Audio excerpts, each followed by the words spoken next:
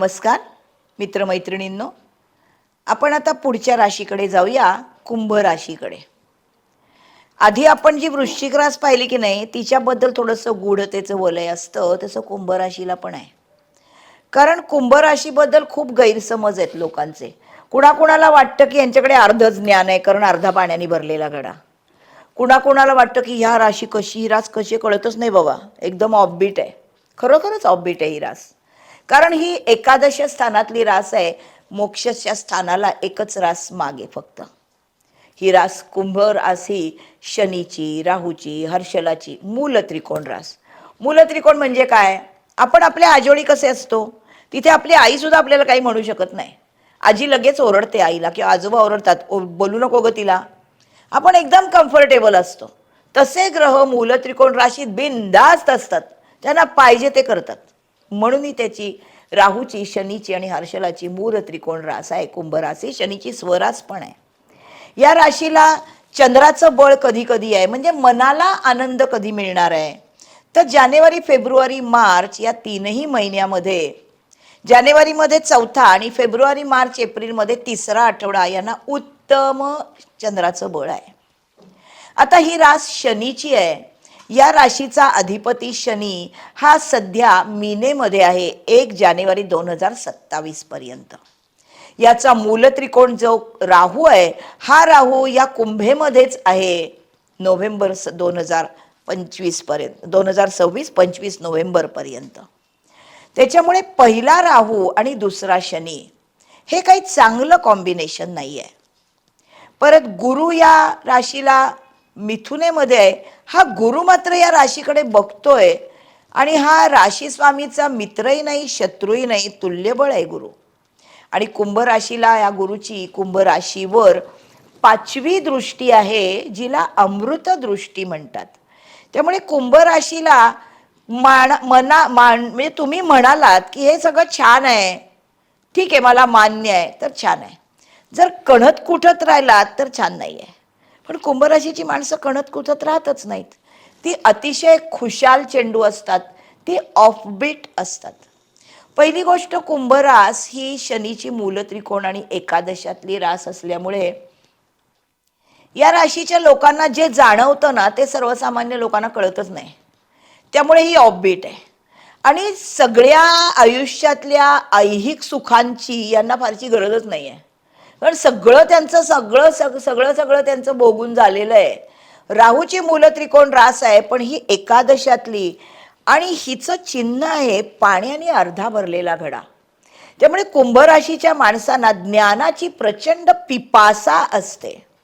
मिथुन, तुळ, कुंभ हा कामत्रिकोण आहे. कामत्रिकोणाची माणसं, ह्या राशीची माणसं, मिथुन, तुळ, कुंभ या तीनही राशींची माणसं आयुष्य अतिशय समरसून जगतात. ते कधीही रडत राहू नसतात, तोंडावर 12 वाजलेले कधीही दिसणार नाहीत त्यांच्या. आणि जरी उत्तम जगतात तरी सुद्धा हे सगळं जगण्यासाठी आपल्याला ज्ञान असणं आवश्यक आहे, हे त्यांना माहीत आहे. मिथुन रास बुधाची बुद्धिमान रास आहे. तुळ रास शुक्राची उत्तम तारतम्य असणारी बॅलन्सिंग रास आहे. कुंभ रास शनीची आणि राहूची मूल त्रिकोण, त्यामुळे संशोधनात्मक बुद्धिमत्ता असणारी रास आहे. अशी हरहुन्नरी आहे कुंभ रास. त्याच्यामुळे एवढंसं काहीतरी झालं म्हणून तोंड पाडून बसतील, खूप छान मिळालं की लगेच वेडेवाकडं नाचतील, असं नाही. अतिशय स्टेडी रास आहे ही. आणि त्याच्यामुळे यांना नक्की काय म्हणायचं आहे किंवा यांच्याकडे नक्की काय आहे माहीत नाही. आणि एकदम त्यांच्या ज्ञानाने ते दुसऱ्यांना धक्के देतात. इतक्या गोष्टी त्यांच्या संशोधनामध्ये असतात. आणि हे दुसऱ्यांना सांगत फिरणारा हा शुक्र किंवा रवी नाही, हा शनी आहे. त्यामुळे याला स्वतःला प्रसिद्धीची अजिबातच गरज नाही, अजिबात. मिथुन, तुळ, कुंभमध्ये, मिथुन आणि कुंभ या रास, या दोन्ही राशी, कन्या रास, यांना आपलं नाव कुठेच छापायचं नसतं. कुणासाठी काहीही करायला ते तयार आहेत. शनी हा तर सेवेचा कारक आहे. त्यामुळे कुंभ राशीची माणसं अतिशय मदतनीस आहेत. पण मी मदत केली म्हणून माझं हे करा, मी मदत केली, मी असं आहे, मी नाही. यांच्याकडे मीपणा नाही. आणि यांना फारसं जगरहाटीमधलं कुठल्याही ऐहिक गोष्टींमध्ये रमणं हे फारसं रुचतच नाही. हे मित्रांसाठी कायम झटणारी रास आहे, कारण एकादशातली रास आहे. पण हे लोक जर आता शनीची रास आहे, काम करत असतात. काम करता करता त्यांना आठवतं की अरे आपल्या मित्राचं लग्न आहे, बायको आतून नटून थटून येते, चला जाऊया, हे झटकतात, चला जाऊया म्हणतात. अरे कपडे बदल, कशाला, माझं लग्न आहे का? इतके ते निरीच्छ असतात. निरीच्छ म्हणण्यापेक्षा त्यांना इंटरेस्टच वेगळ्याच गोष्टींमध्ये असतो, कारण ही उदित गोलार्धातली मोक्षाच्या अलीकडची रास आहे. म्हणून द्वितीय स्थानामध्ये येणारा शनी हे त्यांना आव्हान आहे, आव्हान. स्वतःच्या पैसा मिळवणं किंवा इस्टेट सांभाळणं या सगळ्यासाठी. त्यात तेव्हा शुक्र जेव्हा तिथे येतो एप्रिलमध्ये, मार्च एप्रिलमध्ये शुक्र जेव्हा येतो मीनेमध्ये, तेव्हा या कुंभ राशीचा शुक्र हा मित्र आहे. बुध हा राजयोगकारक आहे, पण शुक्र हा मित्र आहे. त्याच्यामुळे नातेसंबंधामध्ये जेवढं माफक पाहिजे तेवढे यांचे संबंध असतात. ते फार नात्यात अडकणारी रासच नाही आहे. ही कशातच अडकणारी रास नाही, ही साधू संतांची रास आहे. कायम जगाच्या कल्याणा काम करणारी रास आहे. यानंतरचा जो आपण बघणार ग्रह शुक्र हा जेव्हा तृतीयामध्ये येतो तेव्हा रवीच्या बरोबर येतो मार्चमध्ये. तिसरा रवी, तिसरा शुक्र तृतीयातून उत्तम आहे.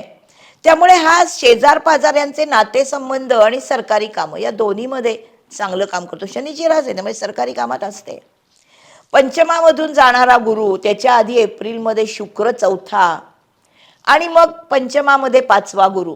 त्यामुळे एप्रिल महिन्यामध्ये घरातल्या गोष्टींमध्ये थोडंफार लक्ष द्यावं लागतं यांना, कारण घरातल्या सुखसोयींकडे एप्रिलमधला शुक्र हा त्यांचं लक्ष वेधून घेतो. शुक्र त्यांचा मित्र आहे. आणि पंचमामध्ये असणारा गुरु जो 2026 साली जूनमध्ये बदलणार आहे, तोपर्यंत तो इथेच आहे एप्रिलपर्यंत. त्यामुळे याची याची 9वी दृष्टी चंद्रावर आहे कुंभ राशीतल्या. त्यामुळे हा आध्यात्मिकतेकडे जाणारा कुंभरास मुळातच ऑफबीट आहे.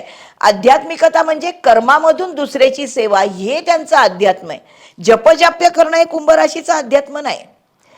कर्म करणं आणि त्या कर्मामधून आत्मिक समाधानासाठी दुसऱ्यांची सेवा करणं, शनी हा सेवाभाव आहे. अशी कुंभरास असल्यामुळे या गुरुची, तिथे गुरु हा त्यांच्या या स्वभावाचं प्रसरण करतो. त्यांना आपल्याला पाहिजे ते करता येतं. स्काय इज द लिमिट असते. सप्तमात असलेला 7वा केतू सिंह राशीमध्ये आहे.